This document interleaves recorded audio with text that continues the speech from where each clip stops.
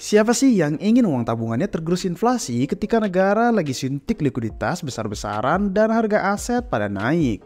Kayaknya semua orang yang udah melek investasi pasti tidak ingin itu terjadi. Ini yang sedang terjadi di Cina, di mana minggu lalu kami sudah buatkan konten mengenai banjir likuiditas yang akan segera datang ke pasar. Nah, buat kalian yang ketinggalan bisa tonton video itu dulu ya. Oke, di video kali ini saya akan sharing bagaimana kondisi dari krisis yang akan terjadi di Cina dan mengapa ini bisa membuat harga aset berisiko seperti Bitcoin terbang lebih tinggi. Oke, langsung aja ke videonya. Let's go!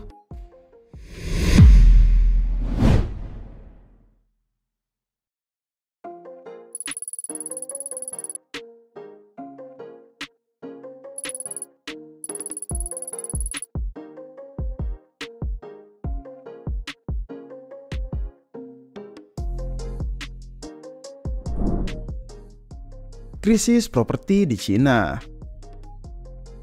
Cina kini mengalami masalah serupa dengan properti bubble yang telah menghantam negara lain beberapa tahun lalu.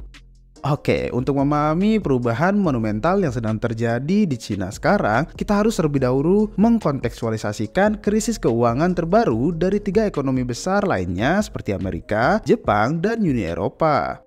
Masing-masing entitas ini mengalami krisis keuangan yang parah yang dipicu oleh meletusnya gelembung dari pasar properti, di mana Jepang terjadi pada tahun 1989, Amerika pada tahun 2008, Uni Eropa pada tahun 2011. Nah, Cina kini dapat ditambahkan ke dalam daftar ekonomi yang menjadi korban dari meletusnya gelembung properti.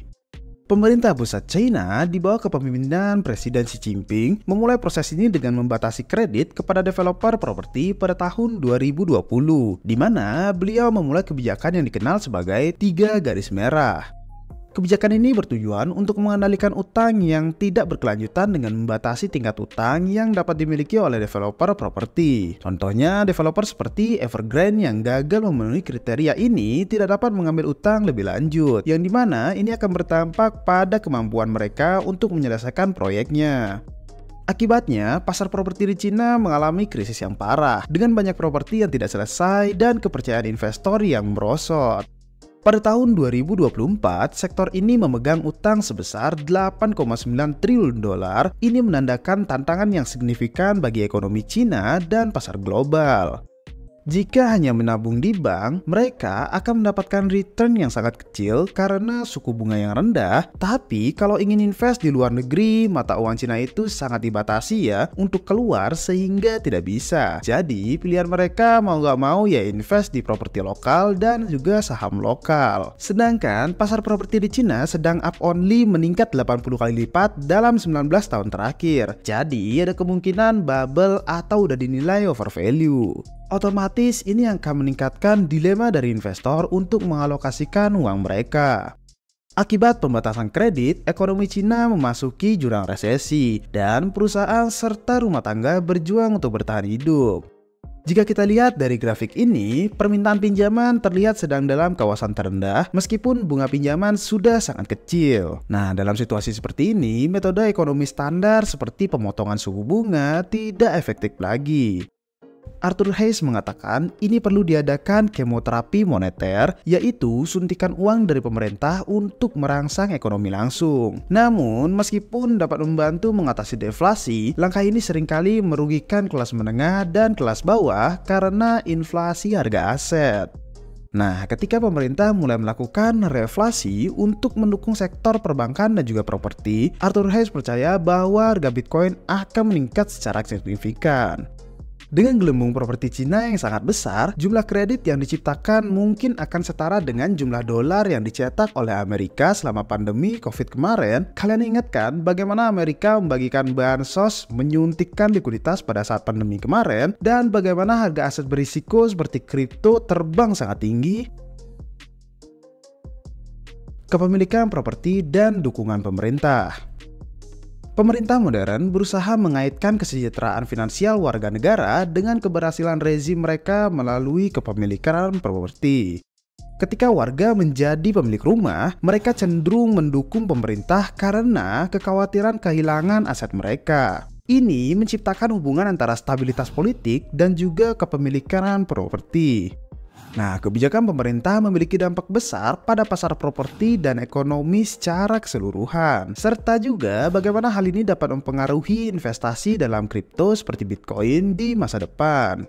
Russell Napier menulis tentang bagaimana Cina bersiap untuk melakukan kemoterapi moneter, yaitu suntikan uang untuk merangsang ekonominya. Ia juga percaya bahwa Presiden Xi Jinping akan membiarkan yuan melemah meskipun ini bisa memicu pelarian modal. Surplus perdagangan di Cina. Cina terus mencatat surplus perdagangan yang tinggi, tetapi bukan karena peningkatan ekspor, melainkan karena penurunan jumlah impor. Misalnya, jika sebelumnya Cina banyak mengimpor suku cadang untuk produksi, kini mereka lebih banyak produksi di dalam negeri. Ini memungkinkan mereka untuk mengekspor lebih banyak dengan biaya import yang lebih rendah. Cina kini mampu membeli komoditas seperti energi dari negara-negara seperti Arab Saudi dan juga Rusia menggunakan yuan, yang dimana sebelumnya mereka berdagang menggunakan dolar. Setelah sanksi terhadap Rusia pasca perang Ukraina, Rusia harus menerima yuan sebagai pembayaran. Inflasi dan kebijakan reflasi, suntikan uang ini dapat meningkatkan inflasi di Cina, tetapi karena mereka memproduksi lebih banyak barang secara domestik dan membayar energi dengan yuan, mungkin saja yuan tidak akan melemah drastis seperti sebelumnya. Nah, sementara itu, Amerika juga berencana untuk mencetak lebih banyak uang yang dapat melemahkan dolar. Alasan larangan perdagangan Bitcoin, Chinese Yuan, dan aset alternatif dari investor. Beijing melarang pasangan perdagangan Bitcoin Chinese Yuan untuk menghindari pengungkapan dampak dari kebijakan pengurangan nilai mata uang mereka. Pemerintah tidak melarang kepemilikan Bitcoin ya, tetapi lebih memilih agar aktivitas ini tidak terlihat. Oleh karena itu, sulit untuk mendapatkan statistik yang jelas mengenai aliran yuan ke dalam Bitcoin. Dengan ekonomi Tiongkok yang mulai melambat, banyak nih investor mulai mencari alternatif untuk store of value. Nampaknya saham dan properti berkinerja buruk dibandingkan dengan Bitcoin. Nah, di grafik ini menunjukkan perbandingan kinerja Bitcoin yang warna putih, gold berwarna emas, indeks S&P 500 berwarna hijau, dan indeks harga properti Case-Shiller di Amerika Serikat atau magenta, semuanya dibagi dengan neraca Federal Reserve yang diindeks pada angka 100. Bitcoin tampaknya telah mengungguli return semua aset berisiko lainnya, hingga kalian tidak mampu melihat ada beberapa garis di bawah itu karena hampir sama datarnya. Nah, dari chart ini kita juga bisa melihat perbandingan ROE atau Return of Equity dari S&P 500 dan juga CSE 300. Terlihat ROE yang sangat jauh minus dibandingkan dengan S&P. Nah, jika kita lihat dari awal tahun 2000-an, stok market di Cina tidak memberikan return yang menggiurkan padahal GDP mereka terus meningkat. Nah, ketika tabungan yuan mulai dialihkan ke Bitcoin, volatilitas harga dapat meningkat. Ini mirip dengan lonjakan harga Bitcoin setelah devaluasi yuan pada tahun 2015. Jika kalian melihat momen saat devaluasi Chinese Yuan pada saat itu, memang value dari Chinese Yuan itu menurun sekitar 3% ya. Tapi jika melihat dari chart BTC, kalian bisa melihat sendiri pergerakannya yang sangat liar berterbangan. Tadi kan ada masalah perdagangan Bitcoin di Cina itu sangat sulit ya. Nah, solusi dari larangan perdagangan Bitcoin di Cina sekarang adalah peer-to-peer. Dulu ada 3 bursa seperti OKCoin, sekarang OKX, Huobi, dan Bitcoin China atau BTC China mendominasi di pasar China. Tetapi pengguna sering mengalami kesulitan saat mendanai akun dengan yuan. Nah, sekarang pasar peer-to-peer kembali hidup lagi dengan bursa-bursa seperti Binance dan OKX menawarkan jasa di mana pedagang lokal dapat membantu suatu sama lain dalam perdagangan kripto.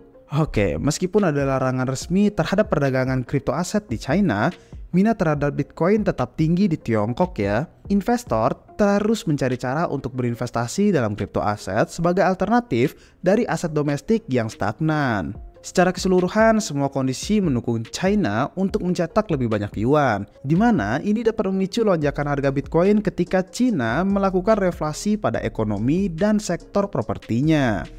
Gimana guys menurut kalian? Apakah banjir likuiditas ini akan datang dari arah China dan akan memicu bull market nantinya? Yang pastinya konten ini bukan saran dan ajakan investasi ya guys, tetap lakukan dior kalian masing-masing. Sekian aja untuk video hari ini, sampai jumpa di update-update selanjutnya. Cheers!